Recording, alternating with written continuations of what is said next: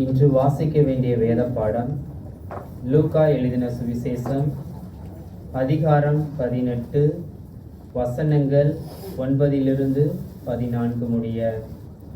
லூக்கா எழுதின சுவிசேஷம் அதிகாரம் 18 வசனங்கள் 9 முதல் 14 முடிய.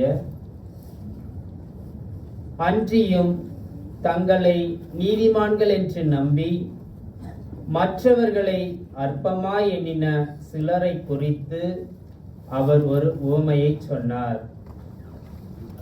2 மனுஷர் ஜெபம் பண்ணும்படி தேவாலயத்துக்கு போனார்கள்.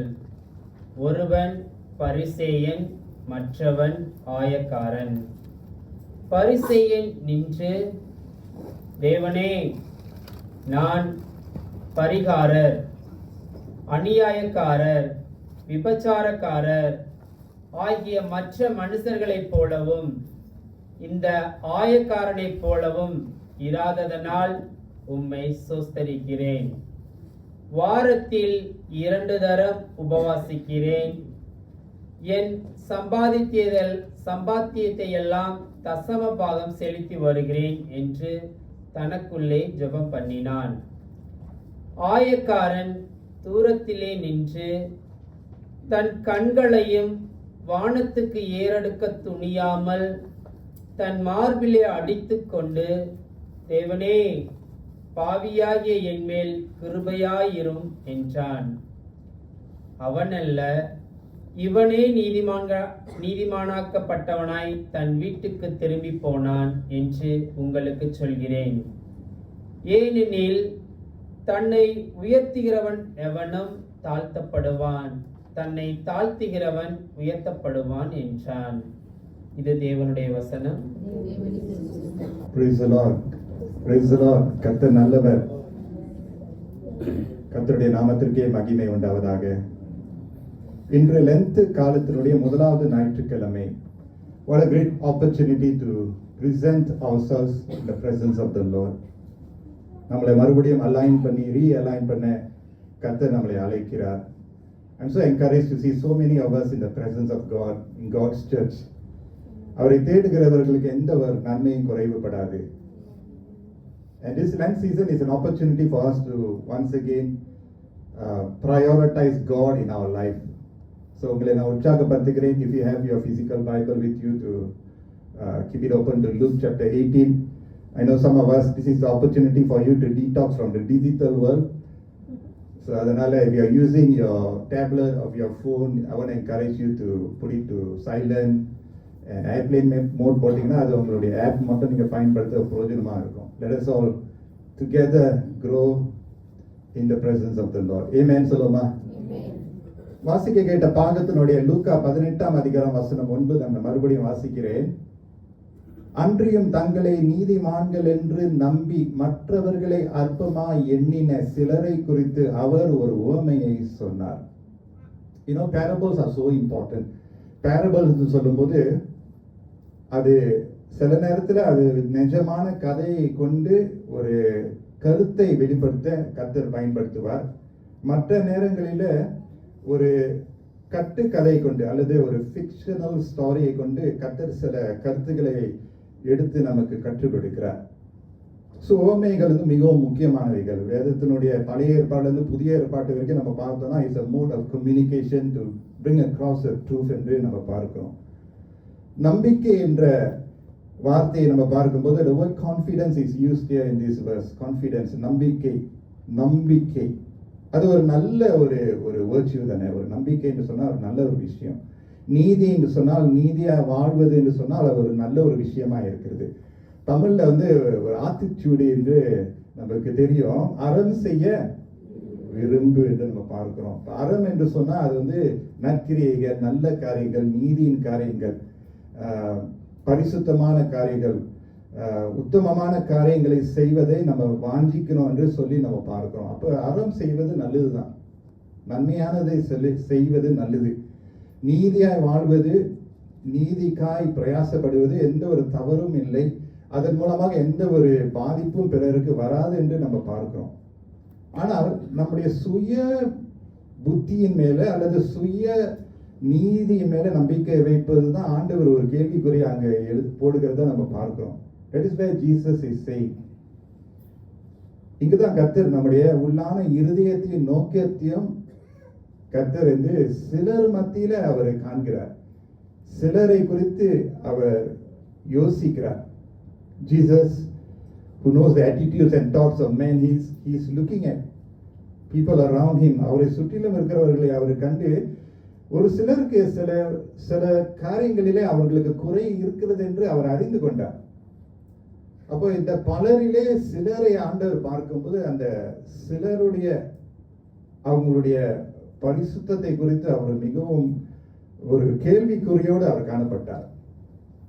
அவங்களுடைய பரிசுத்தம் எப்படிப்பட்ட ஒரு பரிசுத்தம் என்று சொன்னால் ஆங்கிலத்தில் அந்த puffed up spirituality, better than thou kind of attitude, ஒரு higher kind of a chest up kind of a mentality இருக்கிறதை கண்டு அவர் மிகவும் அதை குறித்து மிகவும் வருத்தம் அடைந்திருக்கிறார் என்று சொல்லி தான் நம்ம பார்க்கிறோம்.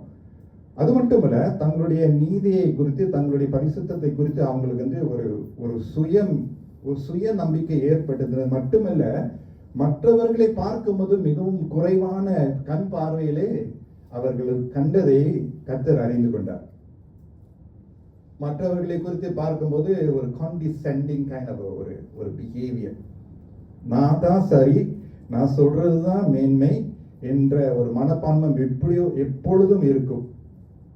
அதை தான் இந்த பாகத்துல நம்ம பார்க்கிறோம். இன்றைக்கு நம்ம வாசிய கேட்ட இந்த பாகத்தை நம்ம பார்க்கும்போது we are led to the house of God. தேவனுடைய ஆலயத்திற்கு நம்ம வந்து அழைத்து செல்லப்படுகிறோம். ஆராதனை ஸ்தலம். In fact, this is not the first time Jesus is bringing us to his place, his house. தேவனுடைய ஆலயத்துல கொண்டு போய் பாடங்களை கற்றுக் கொடுப்பது இந்த முதலாவது ஒரு சம்பவம் அல்ல. பல நேரங்களில தேவ ஆலயத்துல, சின்னகாக்ல, ஜெப வீட்டுல, கர்த்தர் தங்கும் வாசஸ்தலத்துல கர்த்தர் பல காரியங்களை கற்றுக் கொடுக்கிறத நம்ம பார்க்கிறோம். அந்த கான்டெக்ஸ்ட்ல தான் 10ஆம் வசனத்துல நம்ம பார்க்கிறோம். Luke chapter 18 verse 10, you see there, இரண்டு மனுஷர் ஜெபம் பண்ணும்படி தேவாலயத்துக்கு போனார்கள். ஒருவன் பரிசேயன், மற்றவன் ஆயக்காரன். I always get mixed up with this in the Tamil. பரிசேயன், ஆயக்காரன். பரிசேயன் சொன்னா the Pharisee, ஆயக்காரன் சொன்னா tax collector. Now all who come before God, யாரெல்லாம் தேவனிடத்துல சேருகிறார்களோ, நீங்களும் நானும் தேவனிடத்துல நம்ம அவரிடத்துல சேர நம்ம கூடி வந்திருக்கிறோம்ல, யாரெல்லாம் அவரிடத்துல சேருகிறார்களோ எல்லாரும் சமமான நிலையில நம்ம இருக்கிறோம் என்று அறிந்து கொள்ள வேண்டும். ரோமர் புத்தகத்துல நம்ம பார்க்கிறோம், எல்லாரும் பாவம் செய்து தேவனுடைய மகிமையற்றவர்களாக இருக்கிறார்கள். For all have sinned, from left right here, from left right here to left to the right, from behind right down, all have fallen short of the glory of God. அப்பனா தேவன் கொடுத்திருக்கிற மேன்மையிலிருந்து நம்ம வந்து குறைவாய் இருக்கிறோம் என்று நாம் பார்க்கிறோம். அப்ப இருவர் தேவாலயத்துக்கு அவர்கள் புறப்பட்டு ஜெபம் பண்ண போகிறத நம்ம பார்க்கிறோம். Why did both go to the temple என்ற ஒரு கேள்வி நம்ம கேட்டா அது வந்து ஒரு very easy question இருக்குது. Why did both go to the temple? Of course we go to the temple, to the church to sing, give offertory, serve. விசுவாசிகளை நம்ம சந்திக்கிறோம், நிச்சயமாக ஜெபிக்க நம்ம போகிறோம். ஆண்டவர் அவர் சொன்னது நிச்சயமாக எந்த ஒரு தவறு இல்லை. அவர்கள் வந்து ஜெப ஆலயத்துக்கு அவர் ஜெபிக்க தான் போகிறார்கள், கர்த்தருடைய ஆலயத்துக்கு ஜெபிக்க தான் போகிறார்கள். But does it even matter that Jesus has identified them as Pharisee and tax collector? Is it right of Jesus to call them out? அவர்கள் இருவரும் போகிறது நல்லது தானே. அதை குறித்து கர்த்தர் இயேசுவுக்கு என்ன வருத்தம்? அவருடைய சன்னிதானத்துல, தேவனுடைய சன்னிதானத்துல தான் அவர்கள் சேருகிறார்கள். ஆண்டவர் இந்த இருவரை அவர் வந்து சொல்லி அவர்களை கொஞ்சம் சற்று he's calling out these two people. He's calling out. Whenever the Lord calls out someone or some group, he means it. ஒருவரை அல்லது சிலரை கர்த்தர் பெயர் சொல்லி அல்லது குழுக்களாக அவர்களை ஐடென்டிஃபை பண்ணி அவர் சொல்லி அவர்களை குறித்து பேசுகிறார்கள் என்றால் அதுல நிச்சயமாக ஒரு அர்த்தம் இருக்கும். அதற்கு ஒரு குறிப்பு அவர் வைத்திருக்கிறார் என்று அர்த்தம். He has a point to make. If not, he will not call anyone, any group out. அதனால்தான் we should never brush aside whatever that the Lord does. You remember Galilee கடல் அண்டையில ஆண்டவர் கடலோரமாக நடந்து போகையில எதற்காக நடந்து போனாரு? கடலோரமாக அவர் நடந்து போகிறார், மீனவர்களை பார்க்கிறார். பல மீனவர்கள் இருக்கிறார்கள், அவர்களிலே சிலரை ஆண்டவர் பார்த்து பெயர் சொல்லி அழைக்கிறார். Peter, leave your nets there and come follow me ன்னு சொல்றாரு. Andrew, leave your nets there, come follow me என்று சொல்றார். சற்று தூரத்துக்கு போய் அங்கு சபேரியின் குமாரர்களை பார்த்து அதையும் அவர்களே அங்கு பார்த்து அவர் சற்று நின்று அவர்களை கண்டு அவர்களை சொல்லி அழைத்து அவர்களை சீஷத்துவத்திற்கு அவர்களை அழைக்கிறதை நம்ம பார்க்கிறோம். So whenever the Lord calls up someone or some people out, he has a reason for it. இன்னொரு கதை நமக்கு ஞாபகம் வருதுல, ஒரு ஏழை விதவையும் பணக்காரர்களும் தேவ ஆலயத்தினுடைய வாசல்களிலே அவர்கள் இருக்கையில கர்த்தர் என்ன தன்னை செய்தாரு? மார்க் சாப்டர் 12 verse 41 இருந்து நான் வாசிக்கிறேன். மார்க் சாப்டர் 12 verse 41, மார்க் 12:41 நான் வாசிக்கிறேன். Just follow the story very quickly. இயேசு காணிக்கை பெட்டிக்கு எதிராக உட்கார்றார். ஜனங்கள் காணிக்கை பெட்டியில் பணம் போடுகிறதை பார்த்து கொண்டிருந்தார். What a bad behavior by Jesus there. He's looking at people putting the offering. And I have my offering in my pocket now. உண்மையா வச்சிருக்கேன், பைபிள்லயும் வச்சிருக்கேன், தசமபாகம் வச்சிருக்கேன், மறக்கக்கூடாது இங்க வச்சிருக்கேன். Now if all of you look at me and how I am putting my offering, there's something wrong there. நான் போடுறது உங்களுக்கு என்ன, நான் எவ்வளவு போடுறேன்னா ஆண்டவருக்கு நான் கொடுக்குறேன்ல. இப்போ உங்க பாஸ்டர் நீங்க என்னெல்லாம் போடுறீங்க படி கையை பார்த்துட்டு இருந்தா, உங்க வாலெட்ல எங்க கையை போட்டு பார்த்துட்டு இருந்தா உங்களுக்கு எப்படி இருக்கு? என்ன இவர் இப்படி போடுற, நானே கஷ்டப்பட்டு போடுறேன்னு. ஆண்டவர் என்ன செய்யறாரு பாத்தீங்களா? அவர் பணம் போடுகிறதை பார்த்து கொண்டிருந்தார், கவனித்துக் கொண்டே இருக்கிறார். He is always watching. ஐஸ்வர்யவான்கள் அநேகர் அதிகமாய் போட்டார்கள். So many rich people were there. And the Bible, in English Bible, said they threw the money into the offering. ஏழையான ஒரு விதவையும் ஒரு தொட்டுக்கு சரியான 2 காசை போட்டார். இருக்கிறது அதுதான். ஆண்டவர் பாருங்க என்ன சொல்றாரு? அப்போது அவர் தம்முடைய சீஷர்களை அழைத்து காணிக்கை பெட்டியில் பணம் போட்ட மற்ற எல்லாரையும் பார்க்கிறோம் இந்த ஏழை விதவை அதிகமாய் போட்டாள் என்று மெய்யாகவே உங்களுக்கு சொல்லுகிறேன். எல்லாரும் போட்டாங்க, பணம் உள்ளவங்க, பணக்காரங்க, ஐஸ்வர்யான்கள் எல்லாரும் போட்டாங்க. ஆனா அவர்களை பார்க்கிலும் இவர் போட்டதுதான் மேன்மையா இருந்து கர்த்தர் சொல்லுகிறார். பாத்தீங்களா? He calls out and he teaches the truth. தொடர்ந்து சொல்றாரு, அவர்கள் எல்லாரும் தங்கள் பரிபூரணத்திலிருந்து எடுத்து போட்டார்கள். அப்படியே ஒரு பந்தாவா, எனக்கு இவ்வளவு இருக்கு, இவ்வளவுலாம் நான் கொடுக்கலாம் அப்படி சொல்லிட்டு இவ்வளோ தான் வறுமையிலிருந்து தன் ஜனத்துக்கு உண்டாயிருந்ததெல்லாம் போட்டு விட்டாள் என்றார். Hallelujah. Jesus views people and their attitude. ஜனங்களையும் தங்களுடைய நோக்கத்தையும் தங்களுடைய சிந்தனையும் யோசனையும் கர்த்தர் அறிகிறார். எதை செய்கிறார்கள், எதை சொல்லுகிறார்கள் மட்டுமல்ல, செய்கிறதை சொல்லுகிறதை எப்படி சொல்றாங்கன்னு கர்த்தர் அறிகிறார். அதனால்தான் the Lord discerns our ways. He discerns our ways. இந்த சங்கீதக்காரன் அதை குறித்து சங்கீதம் 139 அழகாக அவர் சொல்றார். Psalms 139 verse 1 onwards, கர்த்தாவே நீர் என்னை ஆராய்ந்து அறிந்திருக்கிறீர். Hallelujah. ஆண்டவர் நம்மளை எப்படி அறிந்திருக்கிறார்? ஆராய்ந்து அறிந்திருக்கிறீர். என் உட்காருதலையும் என் எழுந்திருக்கிறதலையும் நீர் அறிந்திருக்கிறீர். என் நினைவுகளை தூரத்திலிருந்து அறிகிறீர். தூரத்தில் தான் ஆண்டவர் அறிகிறாரா? ஏன்னா I know some of us like to find a spot that you don't want to be spotted. I've been there. I know how it feels. Unfortunately, pastor has to sit in front, right? But I know we want to be in a place that we don't want to be spotted. We want to be thin air இருந்தோம், யாரும் பார்க்க கூடாது, யாரும் கவனிக்க கூடாது. But I can tell you this, God can spot us. He will spot us. He knows us. There's no place that we can say that God cannot spot me. No, He will spot. ரொம்ப ஒரு பவர்ஃபுல்லான he's a wonderful view finder. நான் நடந்தாலும் படுத்திருந்தாலும் என்னை சூழ்ந்திருக்கிறீர். என் வழிகள் எல்லாம் உமக்கு தெரியும். என் நாவில் சொல் பிறவாதற்கு முன்னே இதோ கர்த்தாவே அதையெல்லாம் நீர் அறிந்திருக்கிறேன். முற்புறத்திலும் பிற்புறத்திலும் நீர் என்னை நெருக்கி உமது கரத்தை என் மேல் வைக்கிறீர். இந்த அறிவு எனக்கு மிகுந்த ஆச்சரியமும் எனக்கு எட்டாத உயரமுமாய் இருக்கிறது. Follow me in the English Bible if you can, if it is helpful for you. But I want us to see how Christ is. தேவனை எப்படி பார்க்கிறான்னு பார்க்கும்போது ஒரு மனுஷன் பார்க்கிறது போல இல்லை, தேவன் உள்ளாகவே பார்க்கிறார். And so coming back to this story of the Pharisee and the tax collector, Luke chapter 18 verse 11 கர்த்தர் சொல்றாரு, பரிசேயன் நின்று. And now he is saying that Pharisee and the tax collector both are going to the house of God, temple, to pray. இப்போ அவர் சொல்றாரு, பரிசேயன் நின்று தேவனே, நல்லா இருக்குல்ல கேட்க, தேவனே என்று சொல்லி என்ன சொல்றாரு, நான் பரிகாரர், அநியாயக்காரர், விபசாரக்காரர் ஆகிய மற்ற மனுஷரை போலவும், அண்டர்லைன் பண்ணுங்க, மற்ற மனுஷரை போலவும்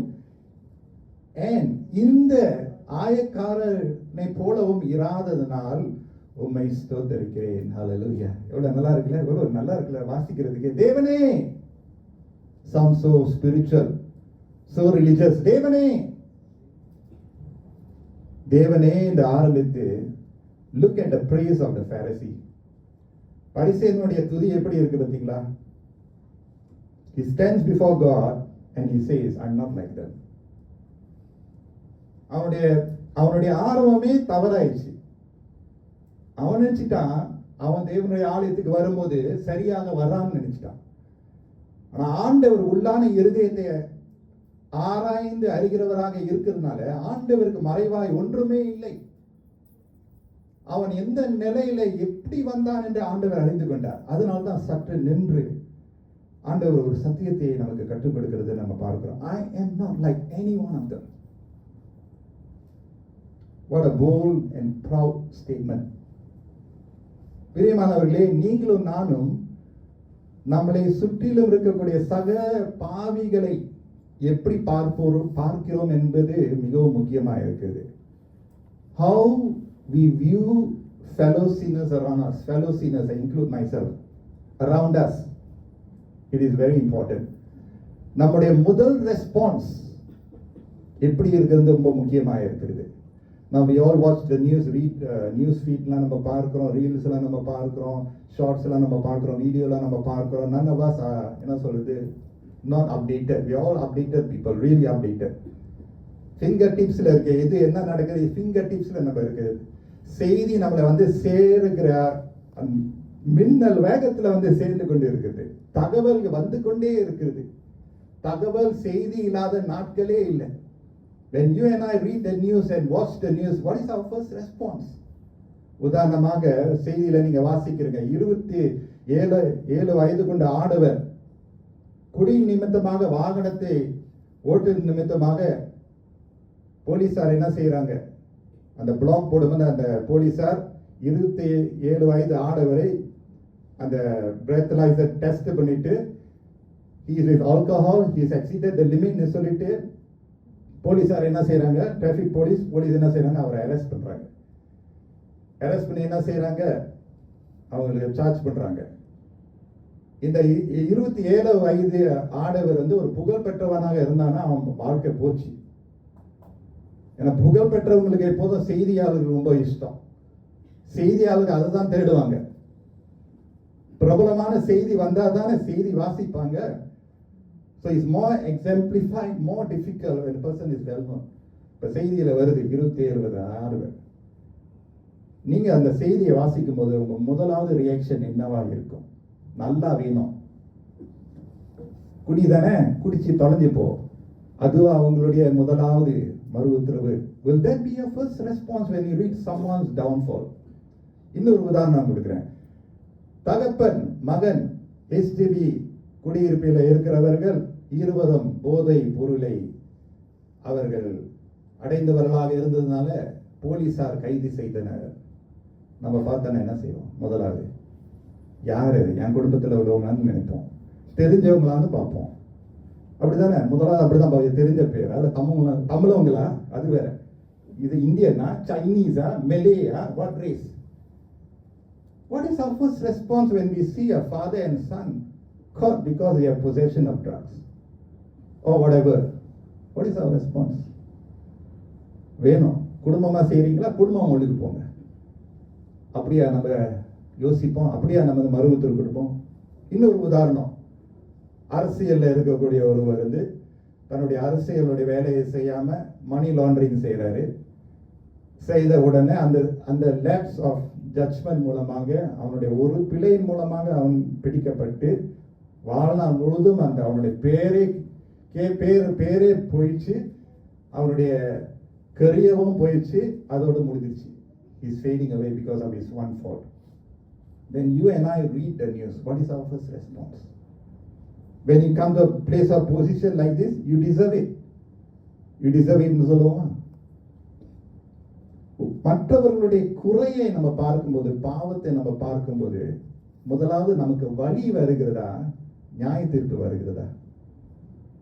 Do we say yes, deserving, face it for your own fault, or do we rather say, Lord, have mercy? Do we say that? Do we say that? Lord, ஆண்டவரே, இந்த குடும்பத்தின் மூலமாக இந்த வீழ்ச்சியின் மூலமாக குடும்பமே பாதிப்பு அடையுது என்று நம்ம நினைக்கிறோமா? அவங்க பேரு போயிடுச்சு, நல்லா வந்திருந்தாங்களே, கவனமா இருந்திருக்கலாமேன்னு சொல்லிட்டு ஜெபத்தை ஏறெடுக்கிறோமா? எம்பத்தைஸ் பண்றோமா? What is our reaction? Now, I'm not saying that we endorse every wrong and sinful behavior around us. I'm not standing for sin. I'm not standing for wrong behavior. I'm not standing on the side of people who do wrong and say that it's okay. I'm not saying that. I'm not saying that. I stand for righteousness. I stand for God's law of the nation. I stand for it. But do I see myself as part of the larger problem? அவங்க குற்றம் பண்ணாங்க, ஆனா எனக்கும் அவங்களுடைய குற்றத்துக்கும் ஒரு சம்பந்தம் இருக்குன்னு என்னால நினைக்க முடியுதா? நம்ம எல்லாரும் குறைவான மனிதர்கள் என்று நம்மளால நினைக்க முடியுதா? அவங்களுடைய குறைவு, அவங்களுடைய பாவ நிலை, நானும் அந்த நிலையில வந்திருக்கலாம்னு என்னால நினைக்க முடியுதா? Can I think that if I'm not careful, I could have been in that position? Can I think that way? Can I think that I also need mercy from God? They also need mercy from God. பாதிக்கப்பட்ட குடும்பத்தார், தாய், தகப்பன், கணவர், மனைவி, பிள்ளைகள், அவங்களுடைய பாடு எவ்வளவா இருக்கும். தங்களுடைய சொந்த குடும்பத்தாருடைய பெயர் செய்தியில இருக்கிறது. அந்த வலியை நாம் சுமக்க முடியுதா? How and where is our heart? நம்முடைய இருதயம் கல்லாயாகிவிட்டதா? நம்முடைய இருதயத்துல இன்னும் மனதுருக்கம் இருக்கிறதா? அதுதான் கேள்வி.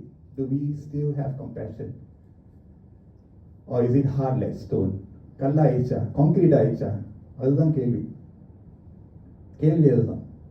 அந்த இருதயம் சுலபமாக கல்லாய் மாறுவதற்கு வாய்ப்பு இருக்குது.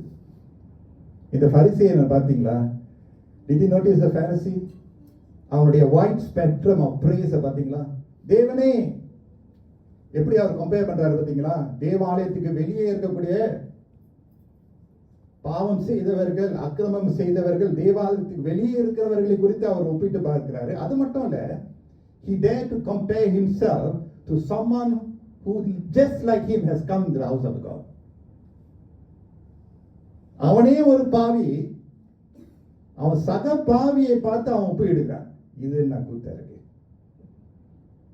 He himself is a sinner. The Pharisee is a puffed up spiritual religious giant. ஆயக்காரன் என்ன? அவனும் அப்படிதான். ரோம அரசாளத்துக்காக அவன் வரி வசூல் பண்ண வேண்டும். சிலதான் அவனுடைய பாக்கெட்லாம் வச்சுக்குவான். எவ்வளவு துணிச்சல் இருந்தா தேவாலயத்துக்கு வெளியே இருக்கிறவர்களை குறித்து அவர் ஒப்பிட்டு பார்க்கிறாரு, தேவாலயத்துக்கு உள்ளுக்குள்ள இருக்கிறவர்களை கொண்டு அவர் ஒப்பிட்டு பார்க்கிறாரு. ஆனா சரியா செய்வது என்ன தெரியுமா? What he should have done is compare himself with his God. The best comparison we can make is compare ourselves with our God. His standards are higher. ஆனா அதோட அவர் நிறுத்தவில்லை தெரியுமா? Come with me to Luke chapter 18 verse 12 பாருங்களேன். அவர் என்ன சொல்றாங்க பாருங்க, வாரத்தில் 2 தரம் உபவாசிக்கிறேன், என் சம்பாத்தியத்தை எல்லாம் தசம பாகம் செலுத்துகிறேன் என்று தனக்குள்ளே ஜெபம் பண்ணினார். 14ஆம் வசனத்துல பார்க்கிறோம், அவன் துதிக்கிறான், ஸ்தோத்தரிக்கிறான். ஹல்லேலூயா. ஸ்தோத்தரிக்கிறார். தேவனே ஸ்தோத்தரிக்கிறார். 12ஆம் வசனத்துல பாருங்க, ஜெபம் பண்றாரு, ஸ்தோத்தரிக்கிறார். பரிசேயன் ஸ்தோத்தரிக்கிறார். religious spiritual man, he thought himself to be like that. ஸ்தோத்தரிக்கிறார். 12ஆம் வசனத்துல ஜெபிக்கிறாரா? உபவாசம் பண்ணுவது தவறா? நிச்சயமாகவே இல்லையே. உபவாசத்தினுடைய மேன்மை குறித்து வேதத்துல நம்ம வாசிக்கிறோமே, தவறே இல்லையே. ஜெபியுங்கள், முடிந்தால் உபவாசித்து ஜெபியுங்கள். சில விஷயங்களை உபவாசத்தோடு ஜெபத்தோடு வெல்லலாம்னு கர்த்தர் கூட சொல்லியிருக்கிறார், தப்பே இல்லை. தசமபாதம் கொடுக்கிறது தவறா? இல்லையே. நானே சொல்லிட்டேன், இங்க வச்சிருக்கிறேன்னு, இங்க சீல் பண்ணி இங்க வச்சிருக்கிறேன் என்னுடைய பைபிள்ல. உபவாசம் பண்றது தவறு இல்லை, தசமபாதம் கொடுக்கிறது தவறே இல்லையே. ஆனால் எது தவறா இருந்தது என்றால், his heart was misplaced. அவனுடைய இருதயம் தவறான நிலையில இருந்தது, தவறான இடத்துல இருந்தது. அதை தான் கர்த்தர் அறிந்து கொண்டார். நம்மளால பார்க்க முடியாததை கர்த்தர் எக்ஸ்ரே போல பார்த்துருவார். I wrote down in my notes here that we cannot bribe God. ஆண்டவரோடு நம்ம ஊழல் விளையாடவே முடியும். ஊழல் சரியான வார்த்தையா? பிரைப், இஸ் இட் ஊழல்? I don't know. Length is not bribery. லென்த்துக்கால ஒரு ஊழல் அல்ல. Prayer is not bribery. Fasting is not bribery. Praise is not bribery. இதெல்லாம் நான் செய்துட்டேன், என் நீதியின் காரியத்தை நான் வெளிப்படுத்திட்டேன் என்று நம்மை தாமே புகழுவதற்காக லென்த்து காலம் கொடுக்கப்படவில்லை. இவ்வளவோ நான் செய்துட்டேன், அதெல்லாம் நல்லதுதான். அதான் கர்த்தர் சொல்ற, உங்களுடைய ஜெபத்தை உங்களுடைய அறைக்குள் போய் செய். உங்களுடைய உபவாசத்தை மற்றவங்களுக்கு காணாதபடி நீ அறைக்குள் போய் செய். There's something that we need to do is our heart.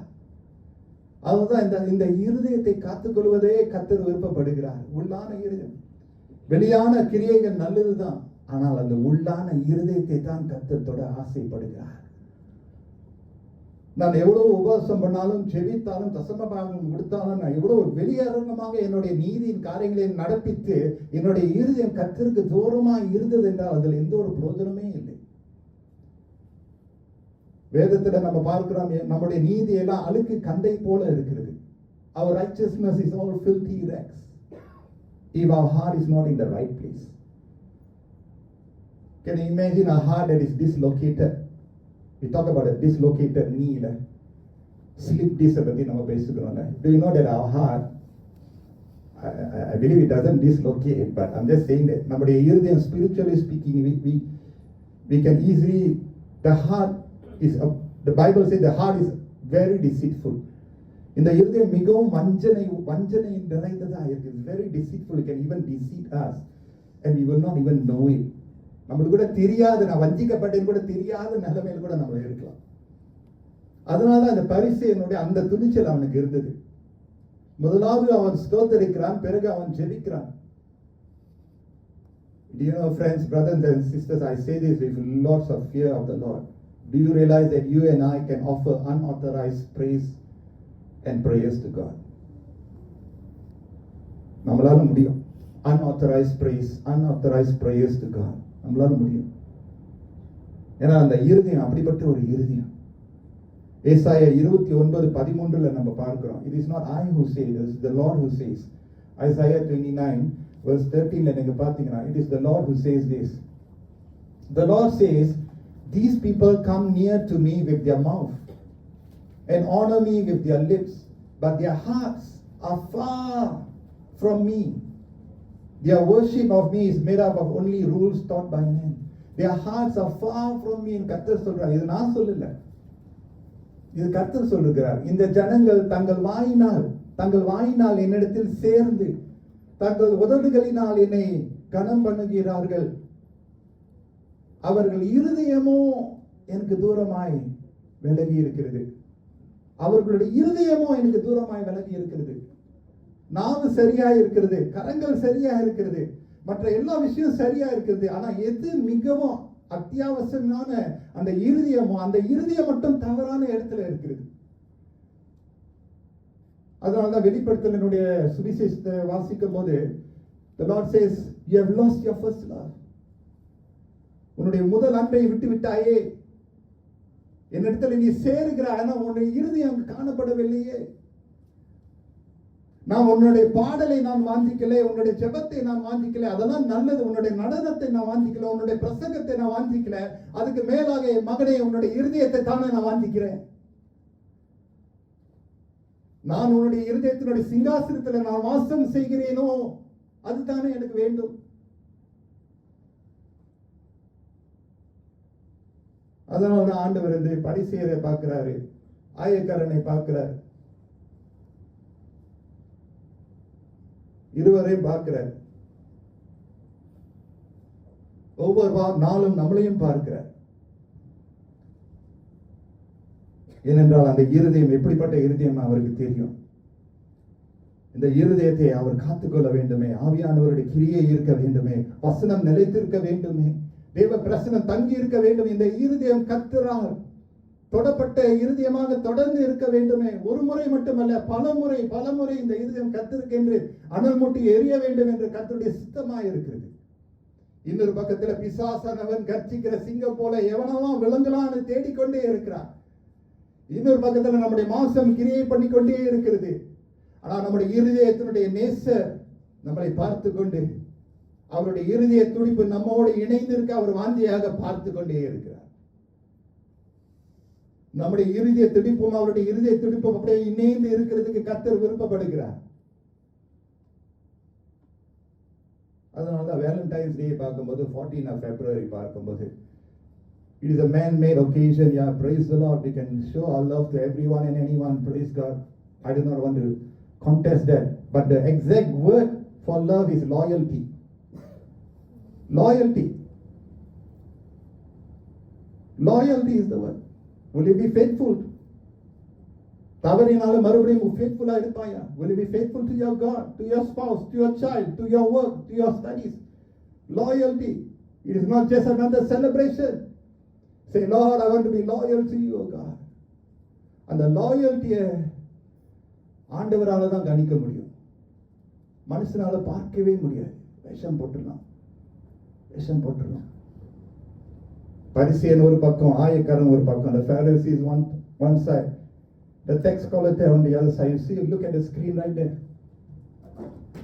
Friends, this length, may our hearts be drawn towards God. Amen. இந்த லென்த் காலத்துல இந்த இருதயம் தேவனிடத்துல சேரட்டும்.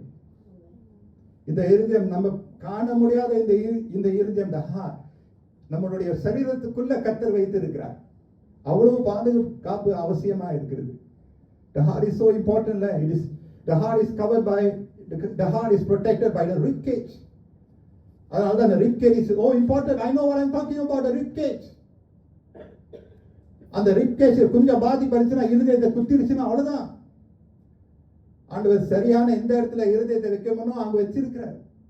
Spiritually speaking, காணக்கூடாத இந்த இருதயத்தை காத்துக் கொள்வதற்கு ஆண்டவர் விருப்பப்படுகிறார். இந்த இருதயம் நம்மளே ஏமாத்திரும். சிலர் இருந்து ஆலோசனை சொல்லுவாங்க, go with the flow brother, do what your heart tells. I tell you, don't believe your heart. Very dangerous. Follow your heart. Leave your husband, leave your wife. Follow your heart. Do this sin. You don't harm anybody. Very dangerous. You want to follow your heart that is deceitful, you will end up there. Very dangerous. இந்த இருதயம் கர்த்தருக்குள்ள இருந்ததுன்னா சொல்லலாம். நீ கர்த்தருக்குள்ள இருக்கிறனா, இந்த இருதயம் கர்த்தருக்குள்ள நிலைத்திருக்குன்னு சொன்னா அது கூட பயந்து தான் சொல்லணும். உங்க சுய புத்தி மேல சாயாமல் கர்த்தர் மேல முழு மனதோடு சாய்ந்திருப்பாயாக. இந்த பரிசேயன் சுயம், I make my own decision, I am my own God. இந்த இருதயம் எப்படிதமா இருக்கிறது? is hidden from man, but his heart is exposed to God. Have you ever seen a piano that is exposed, transparent piano? அதனுடைய keys எல்லாம் பார்க்கலாம், அழகா இருக்கும் பார்க்கிறது. அதை பார்க்கிறது, இந்த இருதயத்தை பார்க்கிறதுக்கு தேவனால் தான் கூடும். Not your pastor, not your wife, husband, children, no. அவங்க ஒரு அளவு தான் பார்க்க முடியும். தேவனால தான் முழுமையாக பார்க்கணும். அவர்களுக்கு மறைவா இருக்கிறது ஒன்றுமே இல்லை. This heart needs to be bare, transparent before the Lord.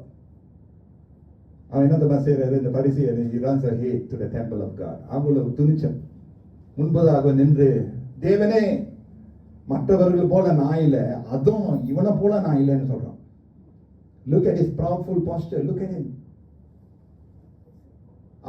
அவனுடைய போஸ்டர் பாருங்க. அவன் போஸ்டரே சரியில்லை. Oh, I dare not walk before God like that. I dare not do that. I dare not do that. எனக்கு அந்த துணிச்சல் இல்லப்பா. I pray and I will continue to be like that.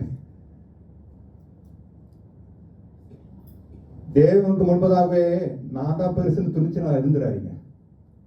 எனக்கும் நான் சொல்லிக்கிறேன். அபாயம், டேஞ்சர், பகாய விளையாடாதீங்க.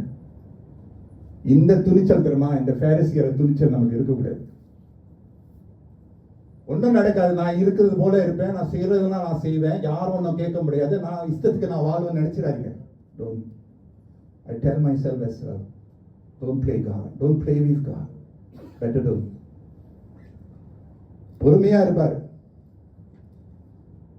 ஆனா சில நேரம் அடிச்சாருன்னா வேகமா அடிச்சிருவாரு. அவன் முந்திக்கிறான் பாருங்க. I'm saying all this so that now when we come to the text collector, look at verse 13. Bear with me. ஏன்னா வசனத்தை இருக்கிறவனமாக தான் நான் சொல்லணும். அப்பதான் ஆண்டவர் ஆவியானவருடைய அந்த வசனத்துக்கு ஏற்ற அந்த கிரியை அவர் செய்வார். இவனுடைய போஸ்டர் தான் இந்த ஆயக்காரனுடைய போஸ்டர் பாருங்க. verse 13. ஆயக்காரன் தூரத்திலே நின்று. பரிசேயன் என்னன்னா துணிச்சலா வந்து நிற்கிறான். ஆவிக்குரிய பெருமையினுடைய துணிச்சல், ஆவிக்குரிய பெருமையின் துணிச்சலோட அவனுடைய இறுதிய தேவனுக்கு தூரமாக இருக்கிறது. ஆயக்காரனோ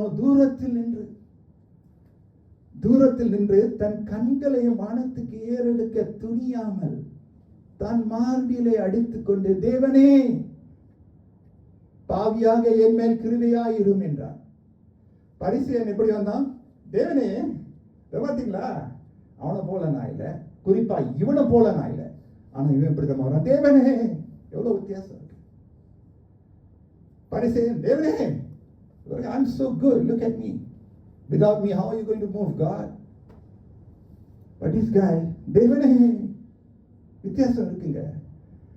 நம்முடைய ஜெபங்களில வித்தியாசம் இருக்குன்னு கர்த்தர் அறிவார். இந்த ஆயக்காரன் எப்படிதமா வராரு? He had no time to judge the Pharisee or examine the Pharisee's life.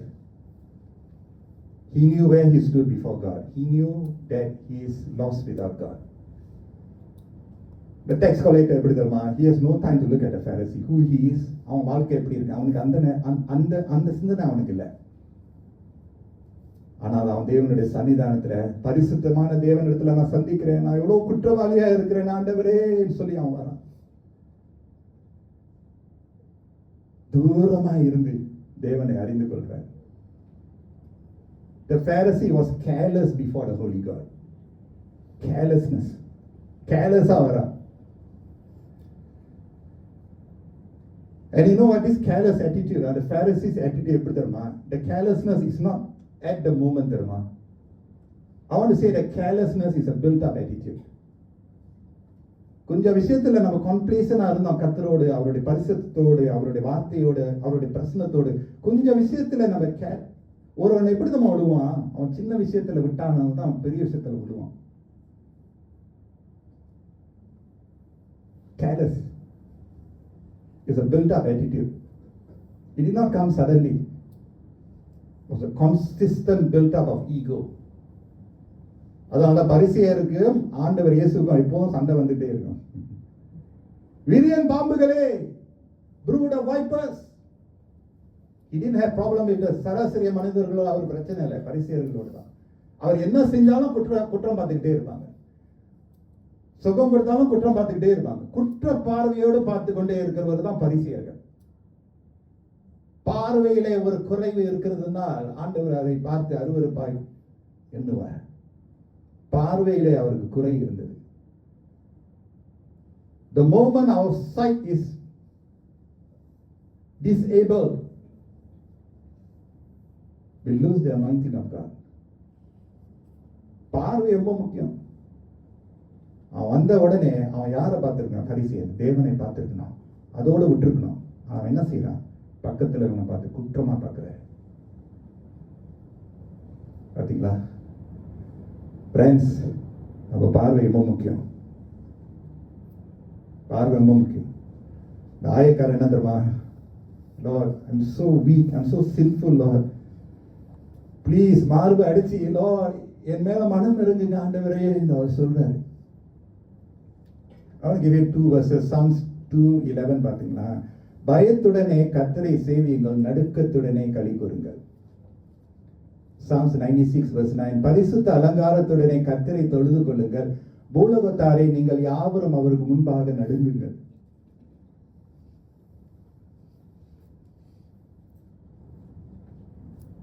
ஏக்கோனால நடுங்க வேணாம். சில நேரத்தில் நேரம் அவருக்கு அடிக்கிறதுன்னு நடுக்கம் வருது. அதனால தான் slow careful preparation is necessary. Prepare ourselves. தேவாலயத்துக்கு போகும்போது நம்முடைய நடையை காத்துக்கொள்ள கர்த்தர் விருப்பப்படுகிறார். பிரசங்கின் புத்தகத்தில் நம்ம வாசிக்கிறோம். And that is why being in a church like this, and I'm not glorifying this church, I'm not glorifying the Anglican denomination, I'm just saying I thank God that God has placed me in this church. அதனுடைய முறைமைகள், அதனுடைய liturgy, if you and I, especially those who are new to the liturgy, children, youths, even பெரியவர்கள், if you are new to the liturgy, I want to encourage you to immerse yourself in the liturgy of the church. Immerse. You are an Anglican Christian. See the value of the biblical principles. அந்த liturgy நமக்கு என்ன தம்மா உதவி, அது என்ன தம்மா பண்ணுது? முதலாவது பாடல், எழுந்திருந்த துவக்க பாடலை பாடுவோமாக. துதியோடு பிரவேசிக்கிறோம். அதோடு முடியல. நம்ம ஆராய்கிற ஒரு நேரம் வருது. தேவனிடத்துல சேருகிற அதே சமயத்தில் நம்ம யாரும் நம்ம அறிந்து கொள்ள நம்முடைய பாவங்களை அறிக்கை எடுக்கிறோம். ஆண்டவரிடத்துல மன்னிப்பை பெறுகிறோம். Don't take this lightly. Don't take this lightly. It's a very good formation. It keeps you humble. Confession சில சொல்லுவாங்க, இந்த once in a lifetime சொன்னா போதும். No, it's not. வேதத்தின்படி பாவ அறிக்கை, மன்னிப்பு பெறுவது ஒரு அன்றாட வாழ்க்கையினுடைய ஒரு பழக்க வழக்கமாக நம்ம எடுத்துக்கொள்ள வேண்டும். The liturgy helps us to align ourselves with God and each other again and again. இந்த liturgy எனக்கு ரொம்ப பிரயோஜனமா இருக்கு. சமயத்தில் மனப்பாடம் பண்றது கஷ்டமா இருக்கும். I have to go through it. Do you know, I don't take this lightly when I say something here from the prayers. இது ஒரு சடங்கா நான் செய்யலாம். சடங்கு இல்லை. ஆவியானவருடைய கிரியையோடு செய்தால் அதனுடைய ருசியை நம்ம பார்க்கலாம். It forms us. It shapes us because வசனத்தின் மூலமாக இந்த லென்த் காலத்திலும் கூட நம்ம அதை பயன்படுத்தலாம். Do you know part of the liturgy is silence? Of course, if I practice a lot of silence, then all of you will be wondering, na pastor என்ன இச்சு கோச்சிக்கிட்டாரோ?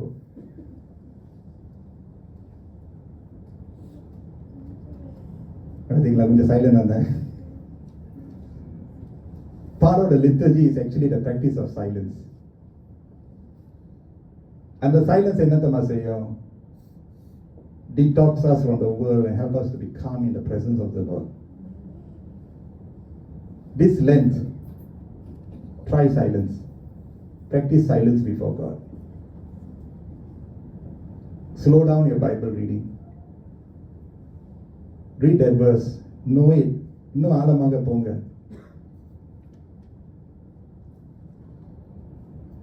Silence, reflection, ஆவியானவருடைய கிரியை. அந்த சைலன்ஸ் வந்து லைட்டா நினைச்சிடாதீங்க. In solitude and silence is the strength of God. ஒரு வசனம் இருக்கு. சைலண்டா இருக்கிறது வந்து அது வந்து ஒரு தோல்வின்னு நினைச்சிடாதீங்க. Yeah, there's a time for praise and loud expression to God. I believe in that. You all know me. பைத்தியக்காரன் போல கையை தட்டிட்டு இருப்பேன், டான்ஸ் ஆடிட்டு இருப்பேன். அதே சமயத்தில் சில நேரத்தில் கொஞ்சம் மௌனமா ஸ்டெப் பேக் பண்ணிட்டு அந்த சைலன்ஸ்குள்ள வரும்போது அந்த அமைதியில் கர்த்தர் நம்மளை சந்திப்பார். I want to read 3 scriptures. கொஞ்ச நேரத்தில் முடிச்சிடுவேன். 3 scriptures. I will say the scripture. I will read it. I want us to hear the scripture. Okay. Habakkuk chapter 2 verse 20 எல்லாம் பழைய ஏற்பாட்டில் இருக்கு. ஹபக்குக் என்ற புத்தகம் 2ஆம் அதிகாரம் வசனம் 20. ஹோசியாவிலேருந்து அப்படியே வந்தீங்கன்னா ஏமஸ்லாம் பார்த்தீங்கன்னா ஒபேடியா இருப்பாரு. ஜோனாவும் கேட்டதாக சொல்லுங்க. மைக்கா வருவார், நாகும் வருவார். அதுக்கு பிறகு பார்த்தீங்கன்னா ஹபக்குக் என்ற ஒரு புத்தகம் இருக்கும், பழைய ஏற்பாட்டில் minor prophet. Habakkuk chapter 2 verse 20, and I'll read these verses, then I want us to just silently listen to the word, okay, in English. But the Lord is in his holy temple. Let all the earth be silent before him. Let all the earth be silent before him.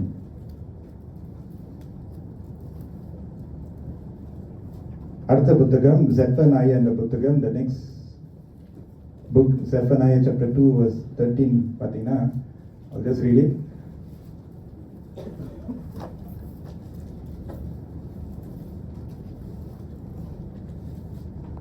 Zephaniah 2:13. Okay, I think I missed out that verse. Does anyone get that? Zephaniah, I wrote it down before. Zephaniah 1:7, sorry. Zephaniah 1:7, Patina, let me read that to you. Be silent before the sovereign Lord, for the day of the Lord is near. The Lord has prepared a sacrifice. He has consecrated those he has invited. Be silent before the sovereign Lord. Zechariah 2:13, Patina. Zechariah 2:13.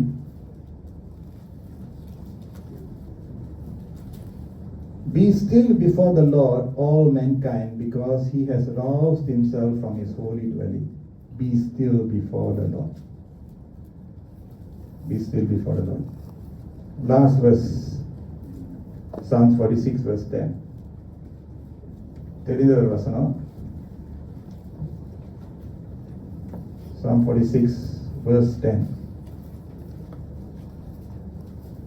Be still and know that I am God. I'll be exalted among the nations. I'll be exalted in the earth. இந்த பரிசேனையை பார்க்கிலும் இந்த ஆயக்காரனுடைய வார்த்தை ரொம்ப குறைவாக இருந்தது. ஆனா அவனுக்குள்ள ஒரு தேவனுடைய சன்னிதானத்துல ஒரு அர்ப்பணிப்பு, ஒரு சரண். கடமைக்கு அவன் செய்யல, ஆனா அவன் மெய்யாகவே என் தேவனை என் மேல் மனம் இறங்கும் என்று சொல்லி அவன் ஒப்பு கொடுக்கிறத நம்ம பார்க்கிறோம். Now we finish with verse 14. Luke 18 verse 14 பார்த்தீங்கன்னா, இதுதான் செய்தியினுடைய தலைப்பு. அவன் அல்ல இவனே, அவன் அல்ல இவனே. This man rather than the other. நீதிமானாக்கப்பட்டவனாய் தன் வீட்டுக்கு திரும்பி போனான் என்று உங்களுக்கு சொல்லுகிறேன். ஏனெனில் தன்னை உயர்த்துகிறவனும் தாழ்த்தப்படுவான், தன்னை தாழ்த்துகிறவன் உயர்த்தப்படுவான் என்றார். அவன் அல்ல இவனே. இன்று நம்ம தேவனுடைய ஆலயத்திலிருந்து நம்ம திரும்பி வீட்டுக்கு போகும்போது தேவனுடைய அனுக்கிரகம் நம்ம மேல இருக்க வேண்டும் என்றால் அவரிடத்துல நம்ம தாழ்த்தி சேர வேண்டும். தேவன் நம்மளை உயர்த்த வேண்டும் என்று நம்ம ஆசைப்பட்டா நம்ம தாழ்த்தி இருக்கணும், தாழ்ந்து இருக்கணும். Lent season and every season humble ourselves before our God. நம்ம மற்றவர்களை பார்க்கிற விட அவங்க எப்படி இருக்காங்க, இவங்க எப்படி இருக்காங்க பார்க்க விட நான் எப்படி என் தேவனோடு இருக்கிறேன் தான் கேள்வி. Don't waste your time looking at others. It's going to disappoint you. அவங்கள மேல இருந்து கீழே பாக்குறீங்களா, கீழே இருந்து மேல பாக்குறீங்களா, அதெல்லாம் விட்டுருணும். இவன் அப்படிதான் செஞ்சான். Not just the physical, அவங்க ஹோல் வாழ்க்கையை அப்படியே படிச்சுட்டாராம். When praying, face God, transparent before God. Not Facebook, Instagram, X, Twitter, formerly Twitter, YouTube, nothing else, nobody else. Face God. Hashtag face God. This Lent, face your God. Come as you are. Come honestly before Him. Come opening up, you're rendering your heart before Him. தன்னத்துல சேர்கிறவர்களை ஆண்டவர் ஒருபோதும் புறம்பே தள்ளிவிட மாட்டாரு. நம்புறீங்களா? வார்த்தை நல்ல நிலத்துல விழுவுதா? Amen. I'll just read a portion from James and we're going to sing a chorus. James chapter 4 verse 6 to 10. I'm going to read that. இது வந்து வீட்டில் நீங்க கோடிட்டே நீங்க லேட்டர் நீங்க படிக்கலாம். I want to keep the time. அவர் அதிகமான கிருபை அளிக்கிறாரே, ஆதலால் தேவன் பெருமையுள்ளவர்களுக்கு எதிர்த்து நிற்கிறார், தாழ்மையுள்ளவர்களுக்கோ கிருபை அளிக்கிறார் என்று சொல்லியிருக்கிறது. ஆகையால் தேவனுக்கு கீழ்ப்படிந்திருங்கள், பிசாசுக்கு எதிர்த்து நில்லுங்கள், அப்பொழுது அவன் உங்களை விட்டு ஓடி போவான். தேவனிடத்தில் சேருங்கள், அப்பொழுது அவர் உங்களிடத்தில் சேருவார். பாவிகளே, உங்கள் கைகளை சுத்திகரியுங்கள், இரு மனமுள்ளவர்களே, உங்கள் இருதயங்களை பரிசுத்தமாக்குங்கள். நீங்கள் துயரப்பட்டு துக்கித்து அழுங்கள், உங்கள் நகைப்பு துக்கிப்பாகவும் உங்கள் சந்தோஷம் சஞ்சலமாகவும் மாற கடவுளே. கர்த்தருக்கு முன்பாக தாழ்மைப்படுங்கள், அப்போது அவர் உங்களை உயர்த்துவார். கர்த்தருக்கு முன்பாக தாழ்மைப்படுங்கள், அப்பொழுது அவர் உங்களை உயர்த்துவார். ஹல்லேலூயா. கர்த்தர் இந்த இருதயத்தை கர்த்தர் கண்டு, ஹல்லேலூயா, அவன் அல்ல, இவனே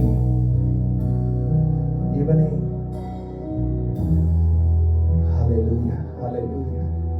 கர்த்தருடைய கரம் குறுகி போகவே இல்லை. How many of us want an inner transformation in our life? I'm not talking about an outward transformation. Outwardly we are all okay, friends. We are all okay and we will appear okay. ஆனா உள்ளான இருதயம், இந்த கேடான இருதயத்தை என் தேவனே நீங்க தான் தொட வேண்டும் என்று எத்தனை பேர் இந்த இடத்துல சொல்ல முடியும்? ஒரு மேலோற்றமான ஒரு தொடுதல் அல்ல, ஆனால் when the Lord touches the heart, it is for good. உள்ளத்திலே இருக்கக்கூடிய ரகசியங்கள், உள்ளத்திலே இருக்கக்கூடிய கேடுகள் கர்த்தர் தொட்டார் என்றால் பொன்னை போல விளங்கும், வைரத்தை போல ஜொலிக்கும். இந்த இருதயம் ரொம்ப முக்கியம். நீங்க லேசா நினைச்சிடக்கூடாது.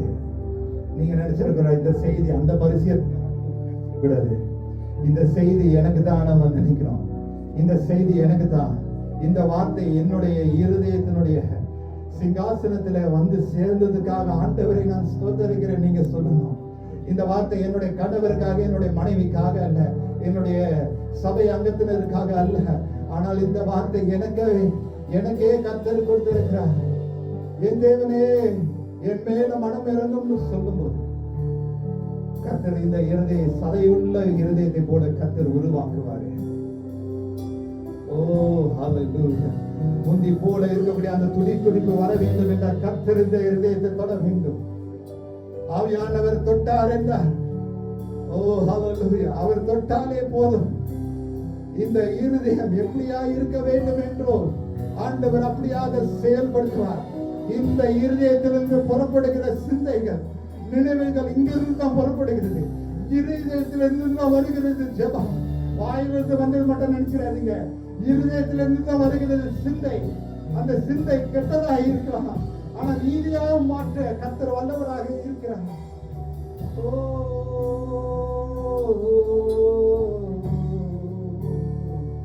இந்த இருதயம் கர்த்தருக்கு என்று ஒப்பு கொடுக்கும் போது, இந்த இருதய பரிசுத்த ஆவியானவர் நிரப்பப்பட வேண்டும் என்று சொல்லும் போது ஆண்டவர் ஆளுகை செய்வார். கர்த்தர் என்னதமா சொன்னார்? He said to the tax collector, என் வீட்டுக்கு போகும்போது நல்லா இருப்பான். Friends, oh hallelujah. கர்த்தர் சொன்ன வார்த்தைகளை நம்ம நினைவு கூறுவோமாங்க. அவன் அல்ல, இவனே நீதிமான் நாக்கப்பட்டவனாய் தன் வீட்டுக்கு திரும்பி போனான். நீங்க வீட்டுக்கு திரும்பி போகும்போது ஒரு சுத்த இருதயத்தோடு, I'm not talking about perfection, none of us will attain that, but I'm talking about truthfulness, loyalty. Something good will happen when you go back. நீங்க திரும்பி போகும்போது நீங்க போற இடம்லாம் நறுமணம், போற இடம்லாம் ஒரு ரிவைவல், ஒரு புத்துணர்ச்சி கர்த்தர் கொடுப்பார். ஆனா இந்த இருதயத்திலிருந்து தான் புறப்பட்டு வரணும். The Bible says, oh the heart, இந்த இருதயத்திலிருந்து is a fountain of life, ஜீவனின் விருட்சம். இங்க லேசா நினைச்சிடாதீங்க, இந்த இருதயத்தை நீங்க இன்னைக்கு சரிப்படுத்தலனா அந்த இருதயத்தினுடைய கேடு உங்களை சேதத்துக்குள்ள கொண்டு போய் சேர்த்துரும். இன்னைக்கு நீங்க சரிப்படுத்த இடம் கொடுக்கலனா இந்த இருதயத்தின் மூலமாக சேதம், பாவம், சாபம் வந்து சேரும். நீங்க நினைச்சிருக்கிறாங்க மறுநாள் பார்த்துக்குவோம், அடுத்த வாரம் பார்த்துக்குவோம், அடுத்த லென்த் பார்த்துக்குவோம். இல்ல, இன்றைய ரட்சணையா. Don't delay God. Don't delay God. காரணத்தினால ஆண்டவர் நம்மளை இழுக்கும் போது அந்த இழுக்கிற நேரத்துல மட்டும் நம்ம வந்துடணும்.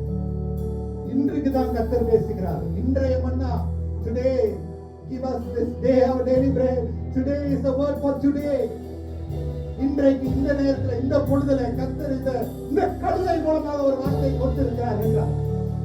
அடியை நான் எடுத்துக்கொள்கிறேன் சொல்லும் போது கர்த்தர் விசாலப்படுத்துவார், விரிவுபடுத்துவார். தீராத நோய்களுக்கு ஆண்டவர் தீர்வை கொடுப்பார்.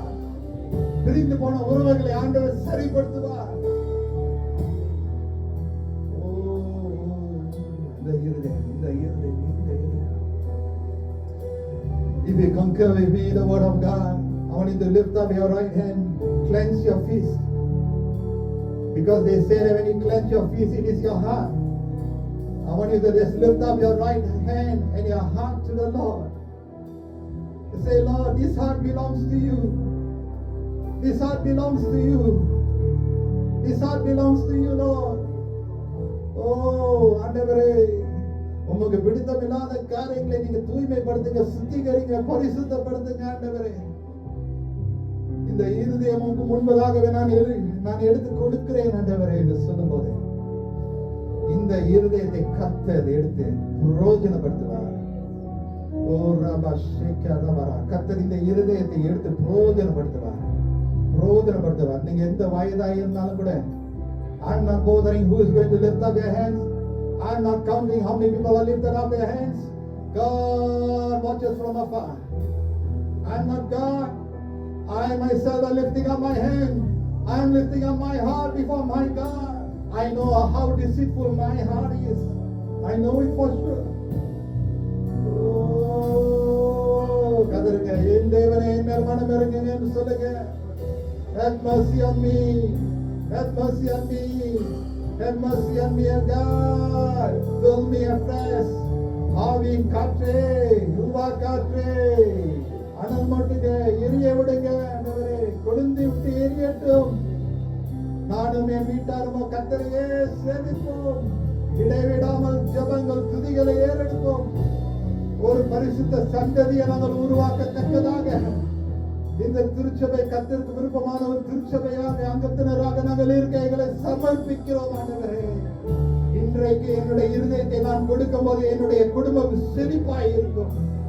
என்னுடைய சந்ததி ஆசீர்வதிக்கப்படும்.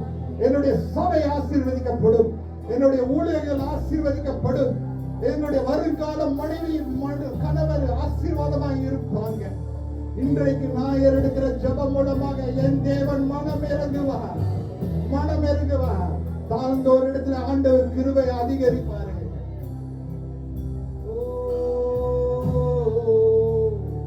என்னுடைய பெருமை, என்னுடைய பந்தாலாம் நான் புதைத்து விடுகிறேன் ஆண்டவரே. என் கண் பார்வை நீங்க ஆசீர்வதிங்க. என்னுடைய எண்ணெய் சிந்தையை நீங்க ஆசீர்வதிங்க ஆண்டவரே. தூய்மைப்படுத்தி பரிசுத்தப்படுத்தி கடைசி மூச்சு வரைக்கும் ஆண்டவரே அனுப்பப்பட்ட ஜனங்களாக நாங்கள் எழுந்து பிரகாசிக்க. ஓ ரபா ஷக்கா ரமனரி அந்தேரி அந்த ரபா ஷக்கரோரி அந்த. I know God will not fail. When He sends His word, He will not return void. வெறுமையாக திரும்பி போகாது பிரியமானவர்களே. ஓ வெறுமையாக திரும்பி வராது. என் தேவனே சொல்லும் போது கர்த்தர் சமீபமாய் வருவார். Oh, hallelujah. Lord, reward your children, Lord. Reward us, Lord. We need to see the rewards, Lord. Open the doors that are shut because of our stubbornness, our pride and our ego. This Lent season, Lord, let it not just be another Lent season of God. Help us to be broken before you, Lord. My God, உடைக்கப்பட்ட உறவுகள் இந்த இடத்துல சரிப்படுத்துவதற்காக எங்களுடைய பொறுமையை புதைத்து விடுகிறோம். வீணான பார்வைகள், வீணான பேச்சுகளை புதைக்கிறோம் இந்த இடத்துல. பிசாசானுடைய தந்திரங்களை இடம் கொடுக்கவே மாட்டோம். நீங்க எழுந்து பிரகாசிங்க ஆண்டவரே. ஓ Lord, hallelujah. பிள்ளைகளை எங்கள் ஆண்டவரே நாங்கள் இந்த நற்காரியங்களை நாங்கள் கண்கள் காணட்டும் ஆண்டவரே. ஓ ரபா ஷெகேரியா தரபா சண்டரா மங்கோபரி அண்டரா. Oh my God, my God, my God, my God.